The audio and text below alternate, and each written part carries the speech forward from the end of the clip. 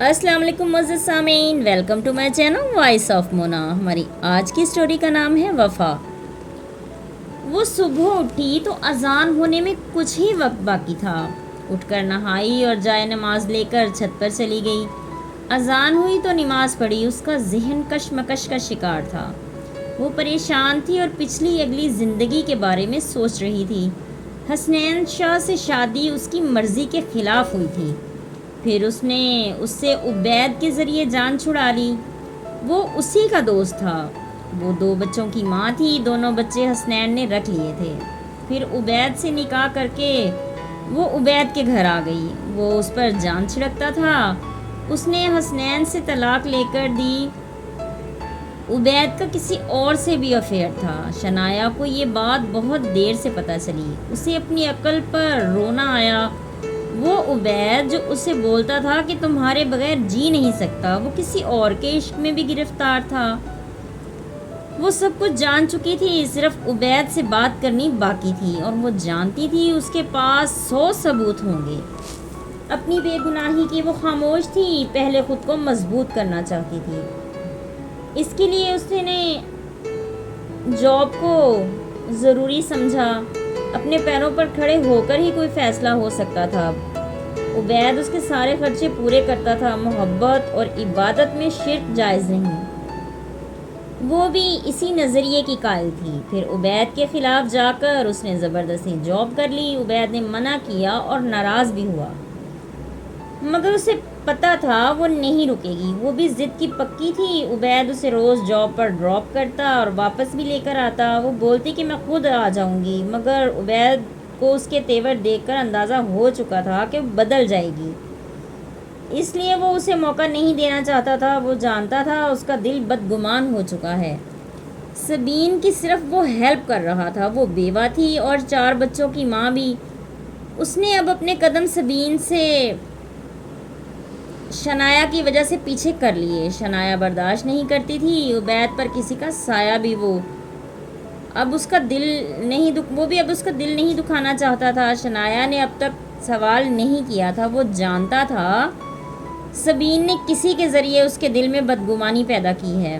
عبید نے آج سوچا تھا خود ہی شنایا کو سب بتا دے گا۔ آج وقت سے پہلے ہی اس کے آفس چلا گیا۔ چھٹی ہوئی تو اسے لے کر ایک پرسکون جگہ چلا گیا۔ وہاں کھانے کا آرڈر دیا۔ کھانا کھانے کے بعد اسے آئس کریم کھلانے لے گیا۔ پھر لانگ ڈرائیو پر نکل گئے۔ اس نے شنایا کا ہاتھ تھام لیا۔ آپ گاڑی چلائیں دھیان سے۔ وہ مسکرا دیا۔ ہاں چلا رہا ہوں۔ شنایا تمہارا دل بدگمان ہے مجھ سے؟ وہ خاموش تھی اور باہر دیکھ رہی تھی۔ سبین سے کوئی تعلق نہیں، صرف اس کی ہیلپ کر رہا تھا۔ اس نے تمہارے دل میں بدگمانی پیدا کی ہے، تمہیں غلط خبر دی۔ میں نے تمہیں شاہ سے دل سے حاصل کیا اور تا زندگی وفادار رہوں گا۔ اس نے پلٹ کر عبید کی طرف دیکھا۔ عبید کو لگا اس کی نظر اسے کھا جائے گی۔ اس نے کہا کہ مجھے معاف کر دو، اگرچہ میری غلطی نہیں ہے۔ پھر بھی عبید بات ختم ہو گئی۔ وفادار رہنا بس؟ ہاں میں قسم کھائی ہے تمہارے ساتھ وفاداری کی۔ شنایا نے اپنا سر عبید کے کاندھے سے لگا دیا۔ عبید کو پتہ تھا وہ عام عورت نہیں ہے، گہرے مزاج کی ہے۔ گھر پہنچے تو شنایا حسب معمول ضرورت سے زیادہ خاموش تھی۔ عبید کو اس کی خاموشی کھائے جا رہی تھی۔ اس کا دل ڈر رہا تھا۔ وہ اب بھی اس سے بہت محبت کرتا تھا۔ وہ اس کے دوست کی بیوی رہ چکی تھی، پھر اس سے علیحدہ کر کے اس نے اس سے نکاح کیا تھا۔ عبید نے شنایا سے کہا کچھ دنوں کے لیے ملک سے باہر چلتے ہیں۔ وہ اسے دیکھ کر بولی نہیں، ابھی نیو جاب ہے میری، میں نہیں جا سکتی کچھ دنوں کے لیے۔ تم بھی سٹریس میں ہو اور میں بھی۔ اچھا دیکھتی ہوں، نہیں چھٹی لے لو ورنہ چھوڑ دو، دوبارہ کہیں اپلائی کر لینا۔ اچھا ٹھیک ہے، میں سوچتی ہوں۔ اسے اچھا لگا تھا عبید کا ضد کرنا۔ پھر وہ چھٹی لے کر ویکینڈ پر جانے والے تھے۔ عبید خوش تھا۔ وہ سوچ رہا تھا اب شنایا کی غلط فہمی دور ہو جائے گی، مگر اسی وقت موبائل کی بیل بجی۔ اسکرین پر سبین کا نام نظر آ رہا تھا۔ شنایا اور عبید کی نظر اسکرین پر اکٹھے ہی پڑی۔ عبید کا رنگ اڑ گیا۔ شنایا کے چہرے سے غصہ صاف عیاں تھا۔ ساری محنت ضائع گئی۔ وہ بھول گیا تھا کہ اس کا نمبر ڈیلیٹ کرنا ہے۔ اس نے کال اٹھا کر کہا، سبین تم میری بہن ہو اس لیے بہن سمجھ کر ہیلپ کی، تم نے مجھے رسوا کر دیا۔ شنایا کی نظر میں بھی میں نے کبھی تم سے کوئی غلط وعدہ نہیں کیا۔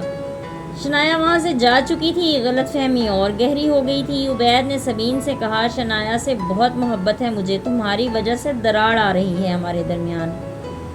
پھر اس نے فون بند کر دیا۔ شنایا پتہ نہیں کہاں تھی، وہ سارے گھر میں اسے آوازیں دے رہا تھا۔ پھر چھت پر گیا تو وہ وہاں اوپر ہی تھی۔ وہ ہاتھ جوڑے کھڑا تھا، مجھے معاف کر دو، میں صرف تمہارا ہوں۔ وہ اسے عجیب سی نظروں سے دیکھ رہی تھی۔ میرا یقین کرو۔ اچھا عبید خاموش ہو جاؤ۔ کافی دیر خاموشی چھائی رہی، پھر وہ نیچے آ گئے۔ عبید نے کہا، مجھے بھوک لگی ہے۔ اچھا۔ وہ کچن میں چلی گئی، اس کے لیے کچھ دیر میں کھانا لے آئی۔ وہ کھانا کھانے لگا۔ میں نے تمہارے کھانے میں زہر ملا دیا تھا۔ عبید نے اس کے چہرے کی طرف دیکھا، کوئی بات نہیں، اگر تم خوش ہو تو ٹھیک ہے، مجھے تمہاری خوشی چاہیے۔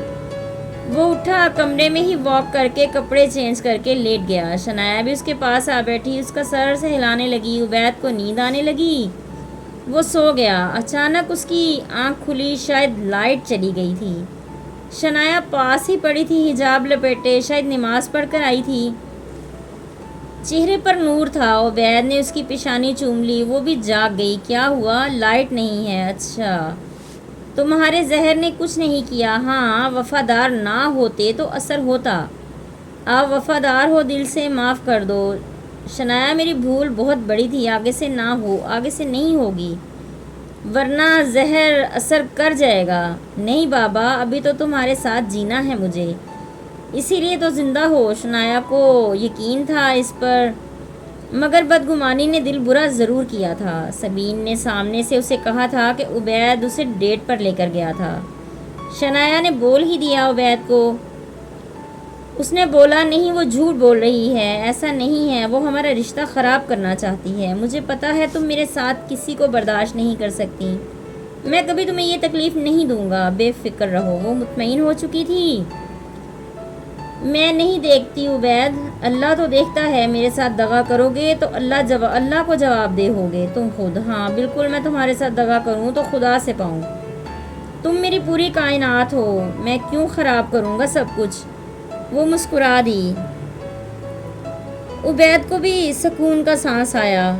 جیتے رہیے، خوش رہیے، ملتے ہیں اگلی کہانی کے ساتھ۔